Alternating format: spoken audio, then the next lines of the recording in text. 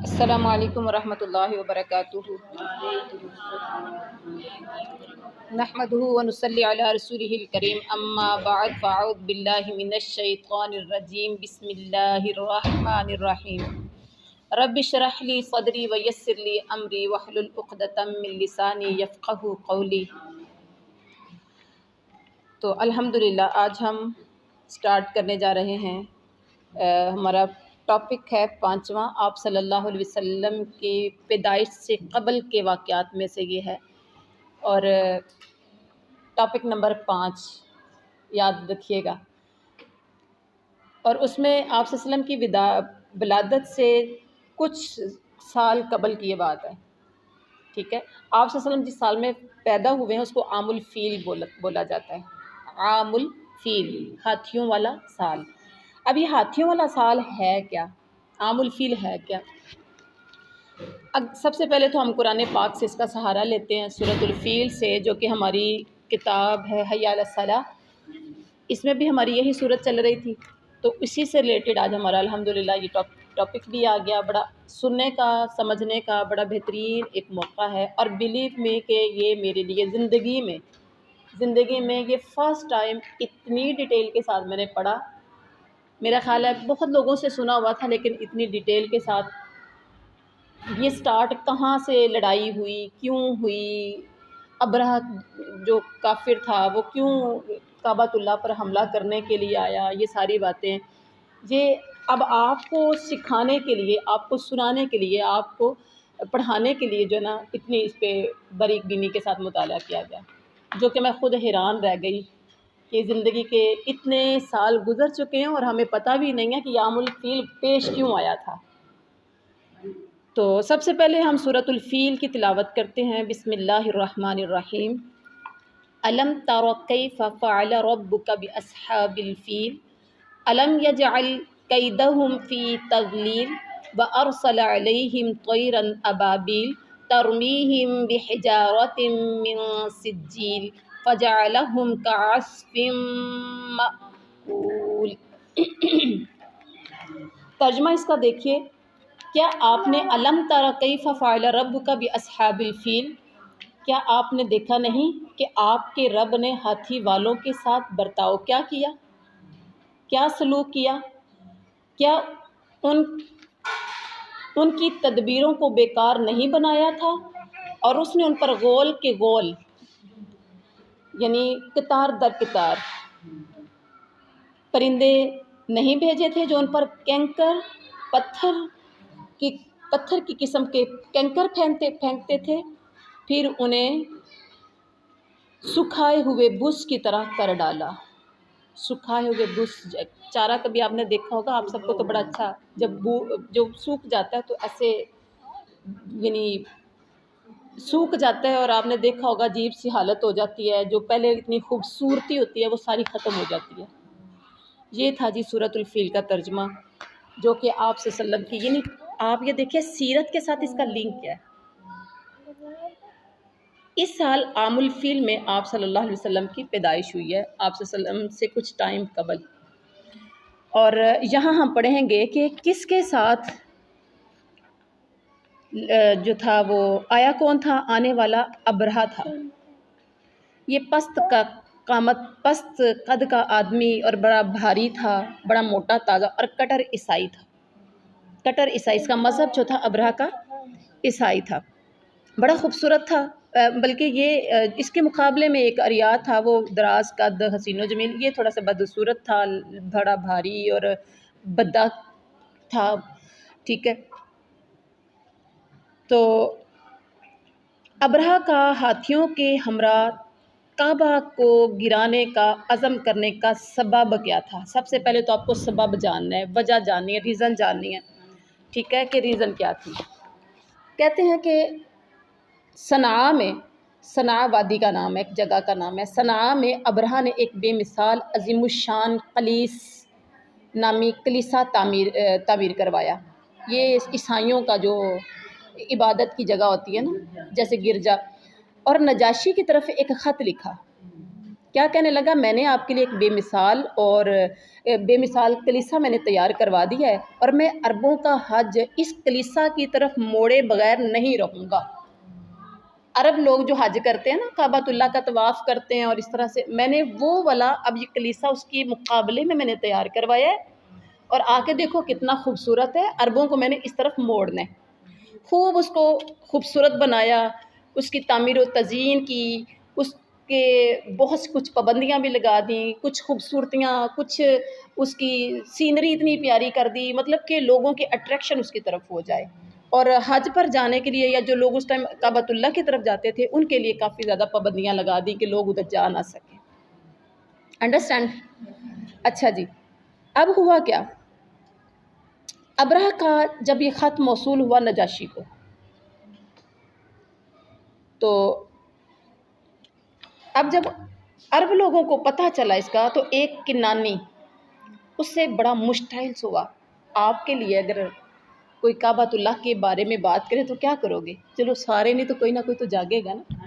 حرمت رسول پر کوئی بات اٹھے تو سارے کے سارے نہیں، کوئی نہ کوئی ہی اٹھ کے اپنی جان قربان کرنے کے لیے تیار ہو جاتا ہے۔ اور یہ اللہ، اسلام ایک ایسی چیز ہے، اللہ کا بنایا ہوا اصول ایک ایسا ہے کہ کہیں نہ کہیں سے کوئی اٹھ کھڑا ہوتا ہے اس کے لیے۔ اور یہ ایسا ہی ہے، جتنا دباؤ گے اتنا یہ ابھرنے کی کوشش کرتا ہے اسلام، ایسا ہی ہے۔ اچھا جی، ایک کنانی بڑا مشتعل ہوا اور کلیس کے اندر گھس کر ایک کونے میں اس نے موشن کر دیا، پوٹی کر دی توہین کرنے کے لیے، اور واپس حجاز چلا گیا۔ ابرہہ کو جب پتہ چلا تو اس نے تحقیق کروائی، پتہ چلا کہ مکہ کے کسی عرب باشندے نے یہ حرکت کی ہے، کیونکہ جن کے خلاف آپ چال چل رہے ہو نا، کہتے ہیں نا پنجابی میں کانے نو کان کھڑک جاتی ہے، اب کھڑک گئی، اسے پتہ چل گیا کہ میں نے اگر ان کے مقابلے میں کچھ کیا تو وہیں کا کوئی بندہ ہوگا جو اٹھا اور اس نے کیا۔ جہاں کعبہ ہے، جس کا وہ حج کرتے ہیں، اس نے یہ حرکت اس کے اشتعال انگیز اعلان سننے کے بعد کی ہے، جو اس نے اعلان کروایا تھا کہ اب سب لوگ یہاں آئیں گے اور اس کی زیارت کریں گے، اس کا حج کریں گے، عربوں کا حج اس کلیسا کی طرف موڑے بغیر نہیں رہوں گا۔ اب اس نے ابرہہ نے ٹھان لی۔ تو اچھا جی، اس عربی نے یہاں جو موشن کیا، جو یورن کیا، یا جو پوٹی کی گند پھیلایا وہاں پر، یہ کلیسا حج کے قابل نہیں۔ ٹھیک ہے جی، جب ابرہہ کو یہ حقیقت حال معلوم ہوئی تو اس نے غضبناک ہو کر قسم کھا لی کہ وہ کعبہ پر حملہ کر کے مسمار کر دے گا۔ ریزن سمجھ آ گئی؟ اور مجھے یہ اتنے سالوں میں آج مجھے سمجھ آئی تھی کہ یہ وجہ بنی ہے، سنتے ہی آ رہے تھے۔ پھر اس نے محرم کا مہینہ تھا، 571 عیسوی، یاد رہے گی، میں نے اس دن بھی بتائی تھی، کون سی بلا؟ جب آپ صلی اللہ علیہ وسلم کی پیدائش ہوئی، ٹھیک ہے جی۔ اچھا، اس نے اعلان جنگ کر دیا، محرم کا مہینہ تھا، اور 60,000 کا لشکر تیار کیا۔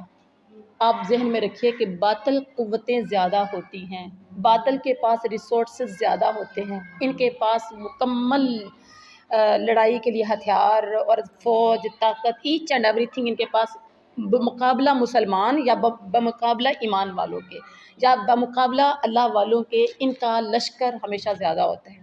جنگ بدر کو دیکھ لیں، جنگ احد کو دیکھ لیں، جس بھی جنگ کا موازنہ مسلمانوں کے ساتھ کریں گے، ہر ایک میں آپ کفر کا لشکر آپ بڑا ہی پائیں گے، اور ساز و سامان سے بھرا ہوا پائیں گے۔ جی، یہاں پر ہوتا کیا ہے، اب وہ 60,000 کا لشکر لے کے، آپ کوانٹٹی جو تعداد آپ لکھ لیجئے گا، یاد رہے 60,000 کا لشکر لے کر آیا تھا جی۔ اچھا، پھر لشکر جرار، اور وہ لشکر بھی تھا ہاتھیوں کا لشکر۔ عرب نے یہ خبر سنی تو بے حد حیران ہوئے، اور اس نے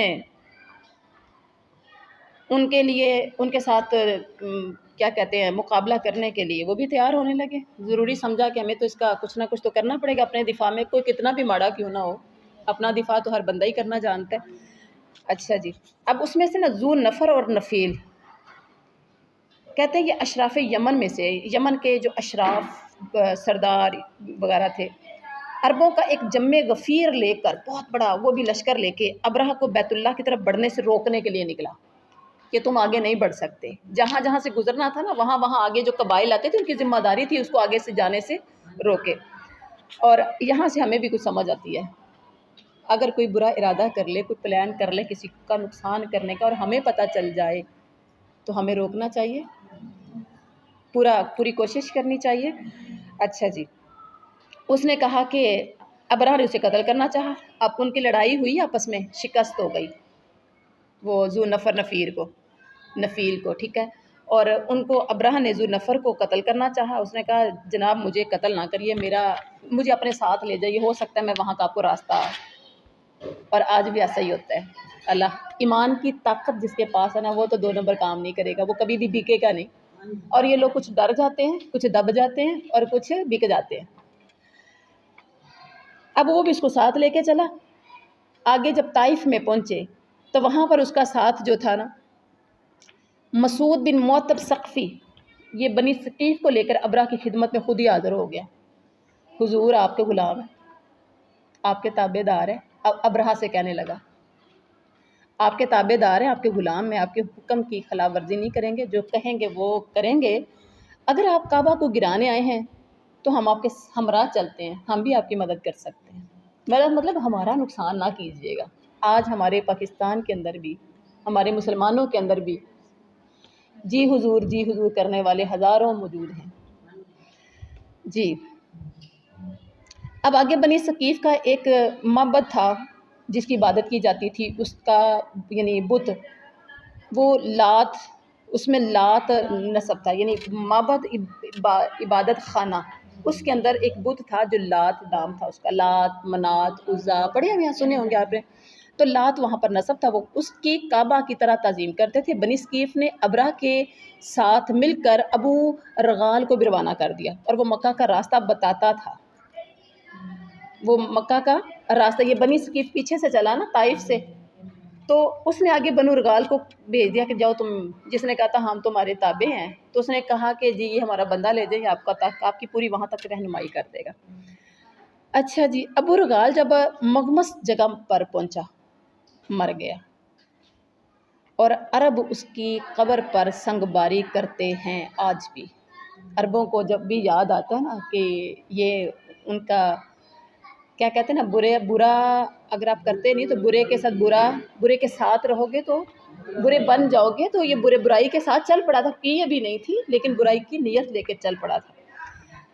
جی اب ابو رغال کہتے ہیں سمودی تھا، حرم کی وجہ سے وہ عذاب سے محفوظ رہا، کیونکہ وہ حرم کے اندر تھا تو وہ محفوظ رہا۔ جب وہ حدود حرم سے باہر آیا تو اسے پتھر لگا اور وہ ہلاک ہو گیا، اور رسول صلی اللہ علیہ وسلم نے فرمایا جہاں وہ دفن ہوا اور اس کی علامت، اور وہ یہاں دفن ہوا، اور اس کی علامت یہ ہے کہ اس کے ہمراہ سونے کی 2 چھڑیاں بھی دفن ہو گئی تھیں، سونے کی 2 چھڑیاں، لوگوں نے اس کی قبر کھود ڈالی اور چھڑیاں وہاں موجود تھیں، اور رسول صلی اللہ علیہ وسلم نے فرمایا یہ بنی ثقیف کا جد اعلیٰ تھا، کون؟ ابو رغال۔ جی اس کے بعد تھوڑا سا آگے چلتے ہیں تو مغمس مقام جو تھا جہاں پر کس کی ڈیتھ ہوئی تھی؟ ابو رغال کی۔ جی مغمس سے ابرہہ نے اسود بن مفسود حبشی کو، اسود الف سین واو دال، اسود بن مفسود میم فا صاد واو دال مفسود حبشی کو ایک فوجی دستہ دے کے روانہ کیا کہ جاؤ جا کے حملہ کرو۔ انہوں نے حملہ کیا، کچھ مال لوٹا، عبد المطلب کے بھی اونٹ چر رہے تھے۔ اب ہم اصل ٹاپک کی طرف آ رہے ہیں، ٹھیک ہے، جہاں سے آپ نے باتیں عام سنی ہوں گی۔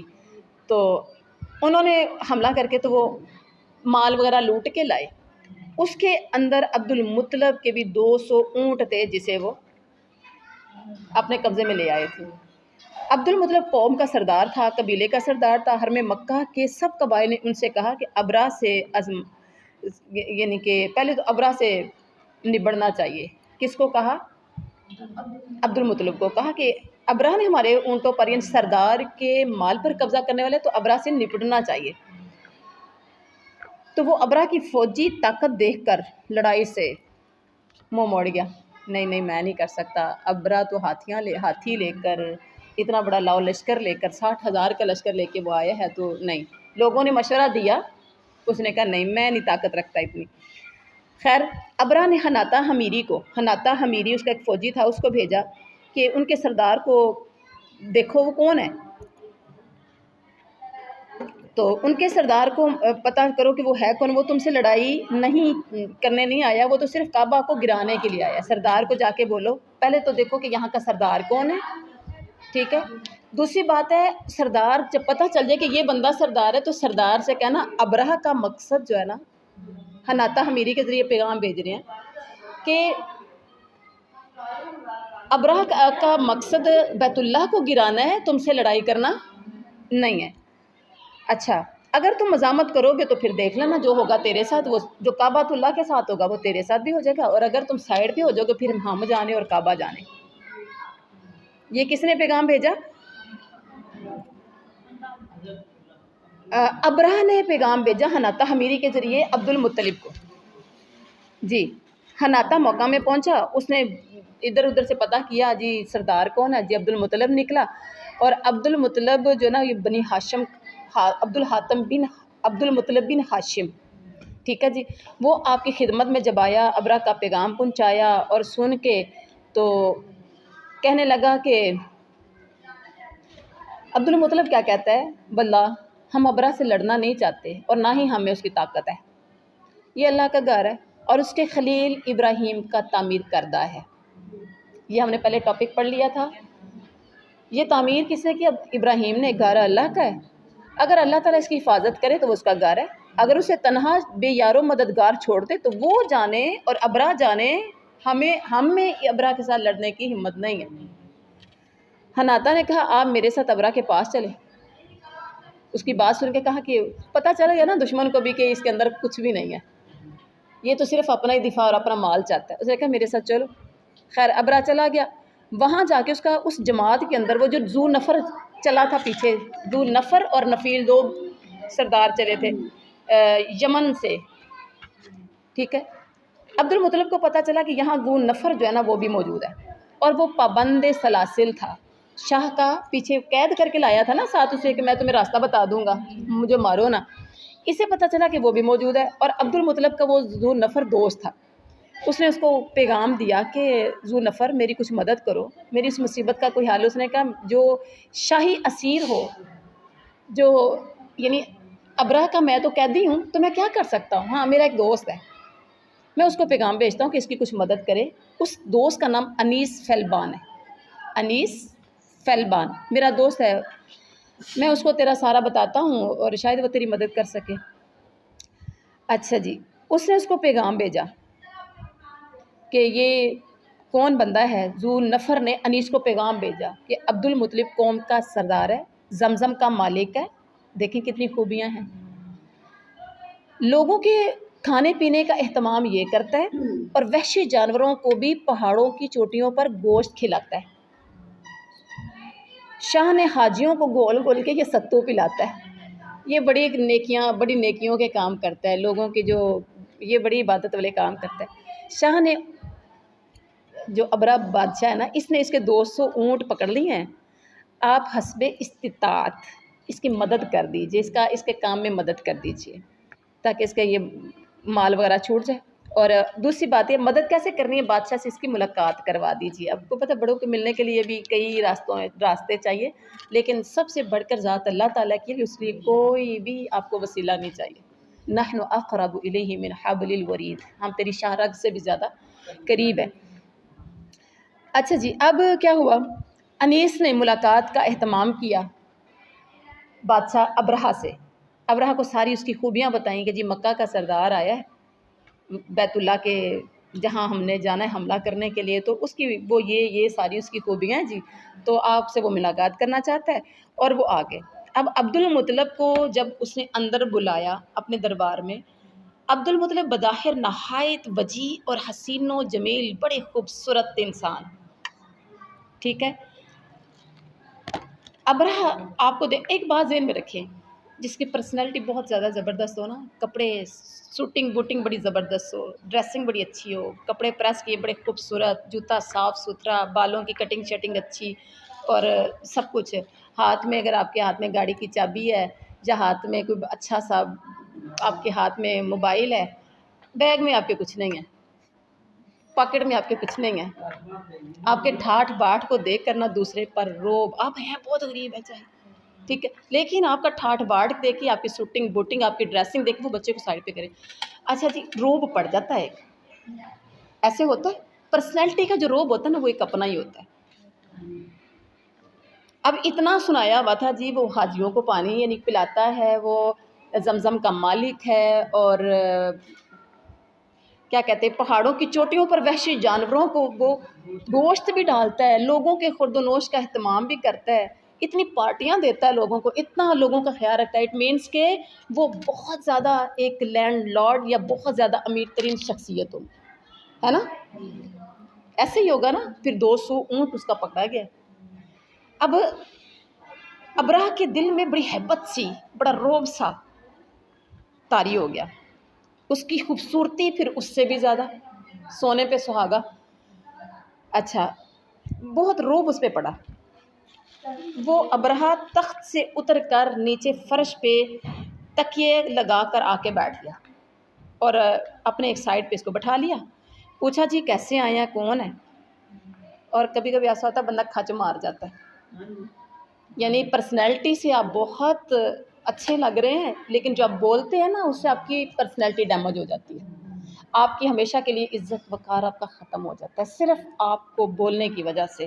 اس لیے کہتے ہیں پہلے تولو پھر بولو، قدم قلم قسم سوچ سمجھ کر اٹھائیے.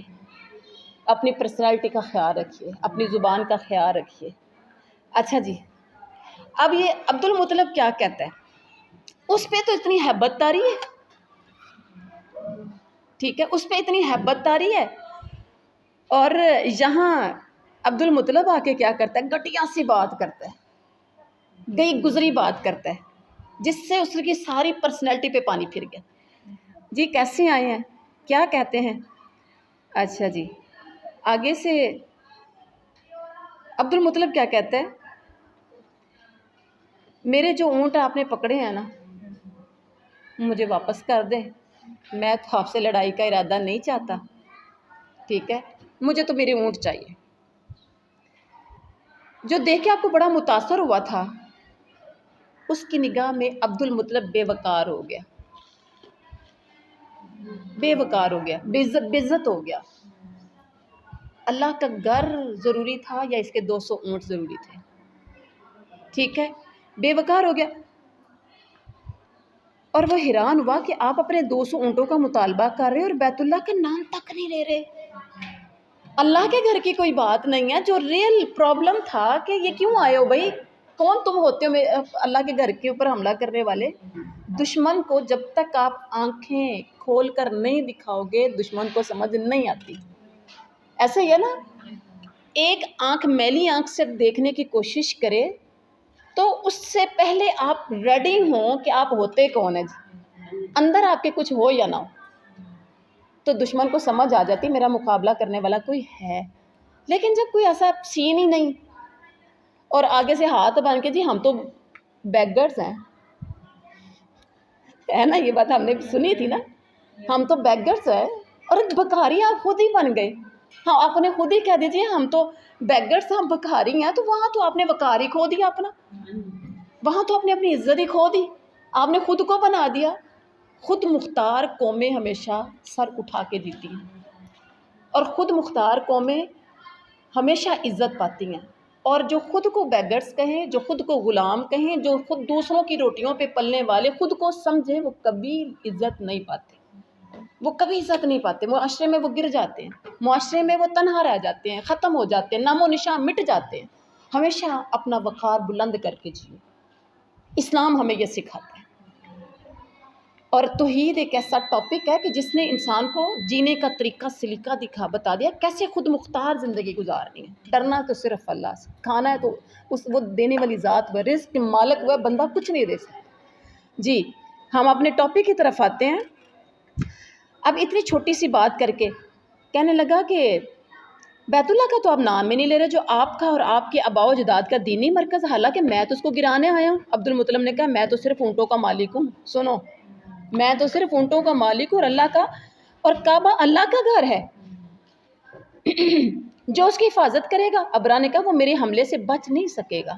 ابرا نے کہا، عبدالمطلب نے کہا انت وذاک، انت تو، وذاک اور وہ، ابرا تو اور وہ، یعنی تو جانے وہ جانے، میرا اس میں کوئی نہیں تعلق ہے، چل۔ اللہ اکبر۔ اب ہوا یہ وہاں سے عبدالمطلب کو اونٹ ملے، اپنے اونٹ لے کے آ گئے، گھر آ گیا، اب چھوڑ دیا انت وذاک پہ، تو جان اللہ جانے ہمیں کیا۔ اور ادھر سے آ کے عبدالمطلب اور چند قریشیوں نے کعبے کے دروازے کا کنڈا پکڑ لیا، اور اب اللہ سے دعائیں، گریہ زاریاں، اللہ کے سامنے منتیں، سماجتیں، تھوڑا سا آنکھوں سے آنسو گرانا، بہانا، رونا بھی شروع کر دیا۔ یہ ڈور بند کر دیجیے، شور آ رہا ہے۔ اچھا جی، اور کہتا کیا ہے؟ عربی کے اشعار ہیں جس کا ترجمہ میں آپ کو سنا دیتی ہوں۔ الہی، بندہ اپنے گھر کی حفاظت کرتا ہے۔ عربی کے شعروں میں کسی شاعر نے وہ نقشہ کھینچا، لیکن میں آپ کو اس کا ترجمہ کر کے سنا دیتی ہوں۔ اللہ، بندہ اپنے گھر کی حفاظت کرتا ہے، تو بھی اپنے گھر کی حفاظت کر، کل صبح ان کی صلیب اور ان کی تدبیر تیری تدبیر پر غالب نہ آنے پائے۔ اگر تو ان کو اور ہمارے کعبہ کو ہمارے اپنے حال پر چھوڑنا چاہتا ہے، اگر تو انہیں اور ہمارے کعبہ، یہاں ہمارا آ گیا، اور ہمارے کعبہ کو اپنے حال پر چھوڑنا چاہتا ہے تو تو جو چاہے کر، یعنی مدد کرنا چاہتا تو کر، نہیں تو نہ صحیح، تیری مرضی۔ یہاں بھی یہی بات کہہ کے آ گیا۔ اچھا جی، اس کا ادھر یہ التجا کرنا تھا، یہ دعا کرنا تھا کہ پرندوں کے ذریعے اللہ کا عذاب آ گیا۔ الم تر کیف فعل ربک باصحاب الفیل۔ ابن اسحاق کہتے ہیں کہ عبدالمطلب نے کعبے کے در کا کنڈا چھوڑ دیا اور اپنے ساتھیوں کے ہمراہ پہاڑوں میں چلے گئے۔ گھر بھی اب خالی کر دیا، دشمن کے لیے لے آ جا، تو جو تیرا دل کرے کر، ففعل ما شئت، جہاں جو تیرا دل چاہے تو وہ کر، ہم خالی کر کے جا رہے ہیں۔ اچھا، اور ابرہہ کے حملے کا انتظار کرنے لگے، سائڈ پہ ہو کے، پہاڑیوں پہ چڑھ کے۔ کیسے کرتا ہے؟ دوسرے روز صبح مکہ میں داخل ہونے کے لیے ابرہہ تیار ہوا، محمود نامی ہاتھی پر ہودج ڈالا، لشکر کو تیار کیا۔ جب ہاتھی کا رخ مکہ کی طرف کیا تو نفیل، وہ جو پیچھے سے لے کے آتا، ذو نفر، نفیل پڑھا نا آپ نے، تو نفیل جو تھا اس نے ہاتھی کا کان پکڑ کے کہا، کیا کہا؟ محمود، ہاتھی کا نام محمود تھا، محمود بیٹھ جا، جہاں سے آیا ہے وہیں لوٹ جا، تو اللہ کے محترم شہر کے اندر ہے۔ یہ کس نے کہا تھا؟ نفیل نے۔ یہ کہہ کر اس نے ہاتھی کا کان چھوڑ دیا اور ہاتھی بیٹھ گیا۔ لو جی، ہاتھی کو اب ڈنڈے سوٹے مار رہے ہیں، جو ہاتھ میں آیا مار رہے ہیں۔ ہاتھی کہتا تسی کر لو جو کرنا ہے، میں اٹھنا ہی نہیں۔ اب ہاتھی کو سوچا کہ ادھر مکہ کی طرف نہیں چلتا تو نہ چلے، شام کی طرف چلے، مشرق کی طرف چلے، یمن کی طرف واپس چلے، یمن سے ہی آئی تھی نا، یمن کی طرف واپس چلے۔ ادھر کو اٹھاتے تو بھاگ کھڑا ہوتا، شام کو چلاتے تو بھاگ کھڑا ہوتا، مشرق کی طرف اٹھاتے تو، جب کعبہ کی طرف کرتے تو کہتا میں نہیں جانتا، وہاں بیٹھ جاتا۔ لو جی، اب ہاتھی کو بھی شرم آ گئی۔ اتنے میں ان پر اللہ تعالیٰ نے چڑیوں جیسے پرندے بھیج دیے، ہر پرندہ 3 کینکر اٹھائے ہوئے تھا، 2 پنجوں میں اور 1 چونچ میں، 1 چونچ کے اندر 2 پنجوں کے اندر، اور کینکر چنے کے دانے کے برابر۔ کتنا اٹھا سکتے ہیں؟ آپ نے دیکھا ان کے پنجے کتنے اور چونچ کتنے، کینکر ان کے یعنی کہ وہ چنے جتنا، جس پر گرتا تھا وہ ایٹم بم کا کام کرتا تھا۔ 1 چنا گرا، ایٹم بم کا کام کیا اس نے۔ اچھا، اور پھر میں نے یہاں تفسیر تو بہت زیادہ یعنی ہے، اگر آپ حیران ہو جائیں گے۔ کہتے ہیں کہ جب انہوں نے پکڑے ہوئے تھے نا تو پرندوں نے چیخ ماری، اچانک جب سارے لے کر ایسے ایسے اڑے، سر پہ آئے تو چیخ ماری اور اپنے پنجوں اور چونچوں کے پتھر نیچے گرا دیے۔ اچانک سڈن بم گرنا شروع ہو گئے۔ جس آدمی کے سر پر پتھر گرتا اس کے سر کے اوپر گرا تو پورے باڈی کے اندر سے پار ہوتا ہوا اس کے موشن والی جگہ سے نکل گیا، پوری یعنی آر پار بندے کے ہو گیا۔ کسی کے سینے پہ لگا تو پیچھے سے نکل گیا، پیچھے سے لگا تو آگے، لیکن اوپر سے جب گرنا تھا۔ اور پھر ساتھ یہ بھی کہتے ہیں کہ اچھا، اللہ نے پھر ساتھ تیز آندھی بھی چلا دی، جس کی بدولت پتھروں کی ضرب میں اور شدت پیدا ہو گئی۔ جب آپ نے تھوڑے دن پہلے آپ نے یہاں دیکھی تھی بارش ایک آئی تھی، بارش نہیں تھی بلکہ ساتھ تیز آندھی بھی تھی، طوفان بھی تھا، اور وہ بارش بڑی تیزی سے لگ رہی تھی، تو پتھر پھینکے اور ساتھ آندھی طوفان بھی ہو تو اور زیادہ تیزی یعنی شدت اور آ جاتی ہے۔ اچھا جی، اب افراتفری کے عالم میں سب نے بھاگنا شروع کر دیا اور نفیل کو تلاش کرنے لگے کہ وہ ان کو راستہ بتائے جو لے کے آیا تھا پیچھے سے۔ جی، جب راستوں پر وہ گرتے پڑتے جا رہے تھے، راستے ان کی لاشوں سے اور وہی نہیں ڈھیر ہوئے، یہ ذہن میں رکھیں، کچھ لوگ وہی نہیں ڈھیر ہوئے، جیسے جیسے وہ بھاگتے گئے راستہ تلاش کرتے ہوئے اور راستے بھر گئے۔ 60,000 کا لشکر ہاتھی لے کر نکلا، کتنے لوگ، کتنے جانور، آپ خود اندازہ لگائیں کتنی بڑی جماعت ہوگی، اور راستے ان کے لاشوں سے اٹے پڑے تھے۔ ابرا کو بھی ایک کینکر لگا۔ ابرا، اور ایک بات ذہن میں رکھیں، ایسا بندہ جو ہے نا، کبھی آپ نے دیکھا ہوگا کہ فوری ایسے بندے کو اگر کوئی پکڑ بھی لیتا نا دشمن، تو جو لیڈر ہوتا ہے اس کو فوری پکڑتے مارتے نہیں ہیں، جان سے ختم نہیں کرتے، سسکا کے تکلیفیں دے دے کے قید میں کر لیتے ہیں، عبرت کا نشانہ بنانے کے، کیونکہ مر گیا تو ختم، مارنا نہیں ہے اس کو، عبرت کا نشان بنانا ہے۔ اب اللہ نے بھی ایسے ہی کیا، فرعون کی طرف آپ دیکھیں، نشان عبرت بنا، سارے غرق ہو گئے اور اس کی لاش پکڑ کے تو اس کی ڈیڈ باڈی کو باہر پھینک دیا، اللہ تو آج تک ترکی میں رہ، آنے والے جو بھی ہے وہاں پر دیکھیں، اور میں نے تفسیر کے اندر پڑھا کہ اس کی ڈیڈ باڈی آج بھی موجود ہے، ٹھیک ہے جی۔ اور یہاں اس کے ساتھ کیا ہوا، اس کو وہاں ختم نہیں کیا، حبشی اسے اپنے ساتھ لے چلے اور اس کا جسم ٹکڑے ٹکڑے ہو کر گر رہا تھا۔ جب بھی جسم سے کوئی ٹکڑا گرتا تھا، ساتھ ہی پیپ اور لہو بہنے لگتا تھا۔ اسے سنا لے کر پہنچے، کیونکہ جو جتنا بڑا عہدہ انجام اتنا بڑا، سزا اتنی بڑی۔ اچھا، اسے سنا لے کر پہنچے۔ سنا کہاں، کون سی جگہ سنا ہے؟ ذرا آپ جائیں نا واپس سنا کی طرف، جہاں سے ہم نے سٹارٹ کیا تھا۔ سنا وہ قلیس جہاں اس نے عبادت خانہ بنایا تھا کہ حج کرنے، وہاں نہیں، اب یہاں آئیں گے، وہاں لے کر پہنچے اس بیمار کو، زخمی کو۔ اور جب وہاں لے کر پہنچے تو وہ ایک بوٹ بن چکا تھا۔ بوٹ کیا ہوتا ہے؟ بوٹ ننگا ہوتا ہے، آپ کا تجربہ ہے، بوٹ چڑیا کا جیسے بچہ آتا ہے تو آپ دیکھتے ہیں کہ وہ بوٹ، اس کے اوپر کسی بھی پرندے کا بچہ بوٹ ہوتا ہے، اس کے اوپر کوئی بال نہیں ہوتا، کچھ ٹائم گزرنے کے بعد 2 3 4 6 دن کے بعد بال آنا شروع ہو جاتے، بوٹ بالکل ننگا اور بغیر بال کے، بغیر پر کے تھا، ایسے چوزے جیسا۔ پھر اس کا سینہ اچانک جب وہاں سنا میں پہنچا، نشان عبرت اللہ نے ایسا بنایا کہ اچانک وہاں پر اس کا سینہ پھٹا اور مر گیا۔ لو جی، یہ تھی اس کی سزا۔ ابابیل، ابابیل ہے کیا؟ الم تر کیف فعل ربک باصحاب الفیل الم یجعل کیدہم فی تضلیل، یہ اس کا مکر اللہ نے کیا کر دیا، مٹی میں ملا دیا اور اس پر ابابیل پرندے بھیجے۔ ابابیل کیا ہے؟ جھنڈ کے جھنڈ، جوک در جوک، قطار در قطار، اور یعنی ابابیل پرندوں کے متفرق گروہ جو پے در پہ یعنی نہ ختم ہونے والے۔ 60,000 کا لشکر تھا تو اللہ نے کتنے ہزار بھیجے ہوں گے، ٹھیک ہے۔ اب یہ تھا سارا قصہ کون سا؟ اصحاب الفیل کا۔ ان کا یہاں پر خاتمہ ہو گیا۔ لو جی، عبد المطلب کو مل گئے اس کے اونٹ اور ابرہہ کو مل گیا اس کا انجام، اور اللہ نے حفاظت کا ذمہ جو خود لیا تھا کعبۃ اللہ کا وہ لے لیا۔ اس نے کہا تھا انت وذاک، تو جان تیرا کام جانے، تیرا گھر جانے، اب اللہ نے بچا کے دکھا دیا۔ اب یہ کیا ہوا، گھر بچ گیا۔